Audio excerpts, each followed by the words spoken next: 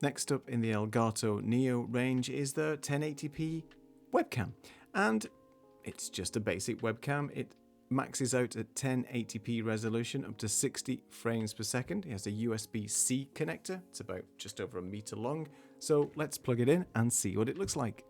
Here is the Facecam Neo straight out of the box. Haven't tweaked or changed any of the settings. You can see the image isn't as great as I want it to be, and you can see that it's changing exposure as well because everything's set to automatic. Now, if you want to leave it like that, be my guest, leave it to fully automatic, but we're going to hopefully change a few things to make the image look a little bit better. I'm going to tweak and show you what you can change using the Camera Hub software, which is what Elgato uses for all their stuff. So this is the Camera Hub software. It's straight out of the box. As I said, default format is 1080p, 60 frames a second.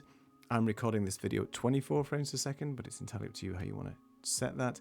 Focus currently is set to automatic. Now, I have noticed with it set to automatic, you do get this focus hunting, whereby the focus is trying to find my face, and sometimes the background can start sort of pulsing and things like that. It can be quite distracting.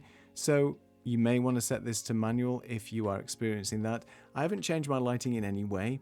I'm not upping my lighting to compensate for the image. I just want to see how it copes with my studio environment. I think this camera needs a lot more light than a typical camera would, just because of the sensor and the sensitivity to the light in it. But again, your mileage may vary, so it's worth experimenting with the lights that you have available to you and get the Keylight Neo. That may be a welcome addition to your setup if you do need more light. Okay, let's take a look at what we can do. So in terms of the picture, saturation and sharpness, I don't like a lot of in-camera sharpening. It can get a bit messy, but if you turn it down too much, then it can also be a little bit soft. So let's just leave it around 30%. I'll just tweak that. The exposure is set to automatic at the moment, so I'm going to turn that off and tweak it to hopefully get the exposure a bit better. I'm going to set the shutter speed to 1/50th of a second because I'm shooting at 24 frames, and then I'm going to up the ISO a little bit. Let's just make it around,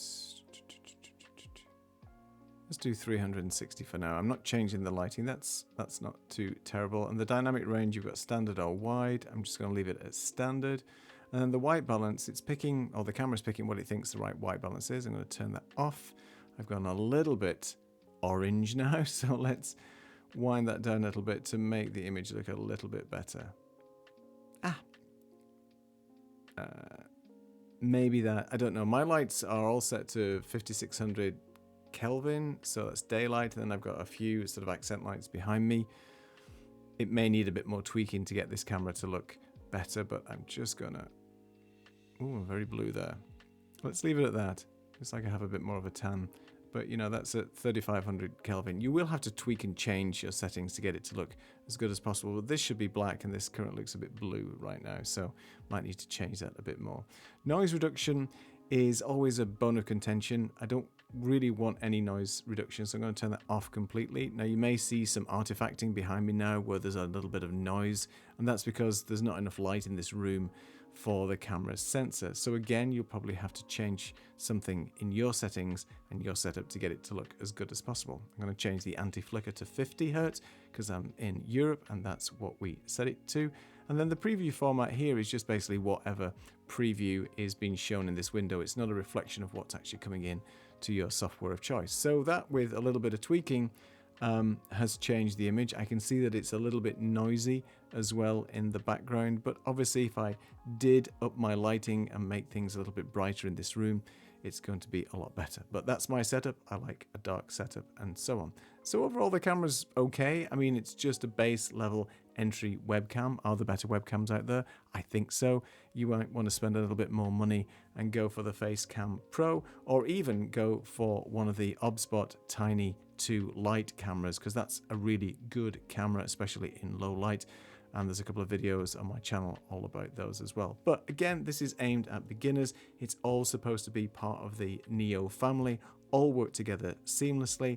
And again, you can control all this from the software. So if you're all in with Elgato and just want to have all that same workflow and have the same series of products, then that might be for you. But again, It's a camera, it's okay. It's not something I would typically use in my day-to-day workflows. Let me know what you think in the comments and stay tuned on the playlist for some more videos coming on the Neo range.